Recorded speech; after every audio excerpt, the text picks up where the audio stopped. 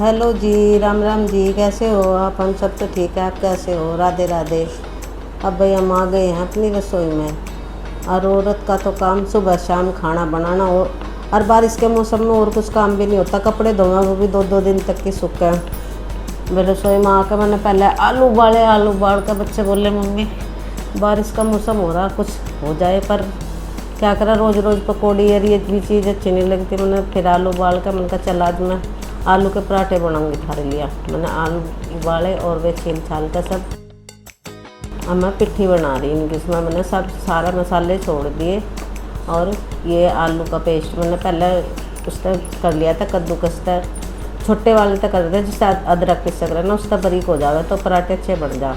उसके बाद मैंने आटा गूंद कर पराठे बनाने के लिए मैंने तैयारी की। तभी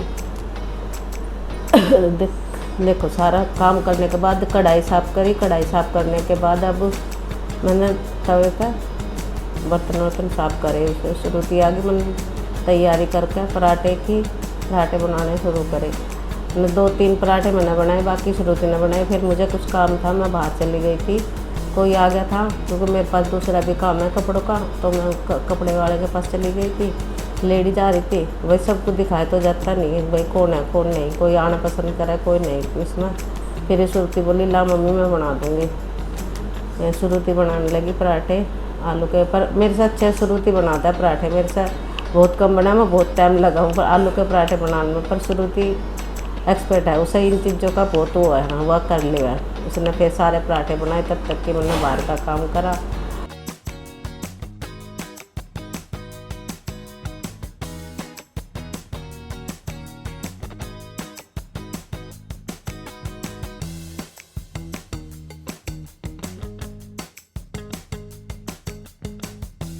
गर्मी इतनी ज़्यादा है कि रसोई में खड़ा होना इतना मुश्किल हो रहा कि बारिश तो हो पर गर्मी भी इतनी ज़्यादा गई।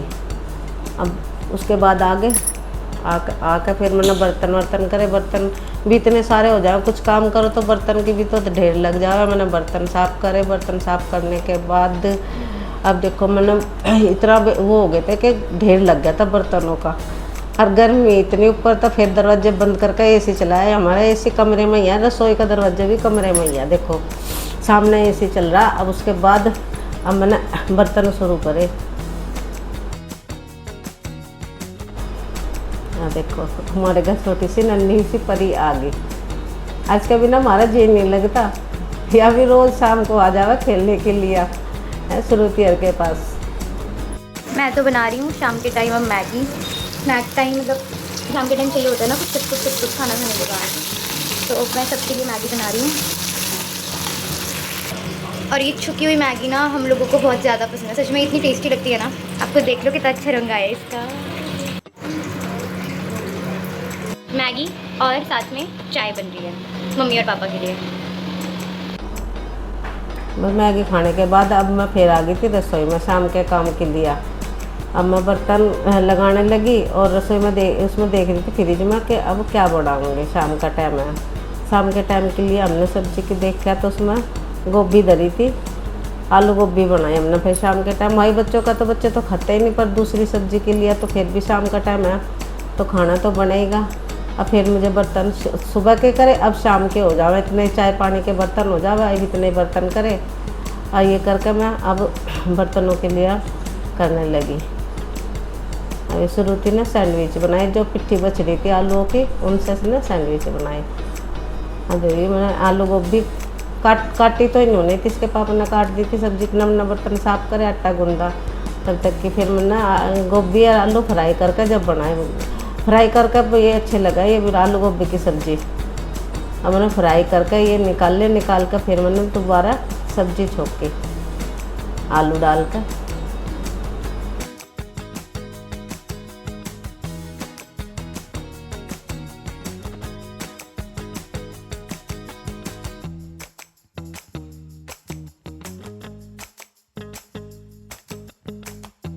भाई आज बहुत कुछ दिखा दिया। अब हमारा व्लॉग यहीं पर समाप्त होता है।